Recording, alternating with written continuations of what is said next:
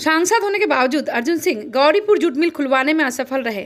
अगर उन्हें मतदाताओं का आशीर्वाद मिला तो मिल को खुलवाने का प्रयास करेंगे। बैरकपुर के तृणमूल उम्मीदवार तथा राज्य के सिंचाई मंत्री पार्थ भौमिक शुक्रवार गौरीपुर में ये बात कही।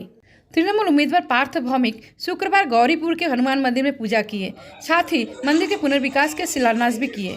उनके साथ बीजपुर के विधायक सुबोध अधिकारी एवं नहटी नगर पालिका के CIC राजेंद्र गुप्ता भी थे।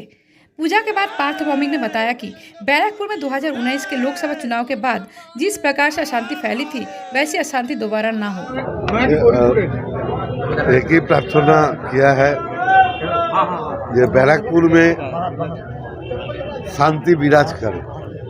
बैरकपुर का जो आम आदमी है उसको एक ही चाहत है, बैरकपुर में शांति विराज करे।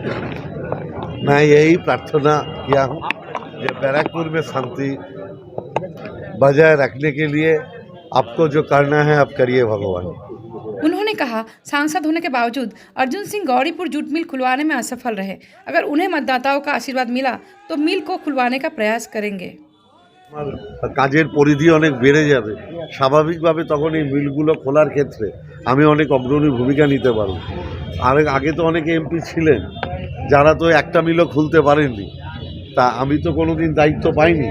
আমার উপরে দায়িত্ব আসলে আমি নিশ্চিতভাবে চেষ্টা করব কিছু করার।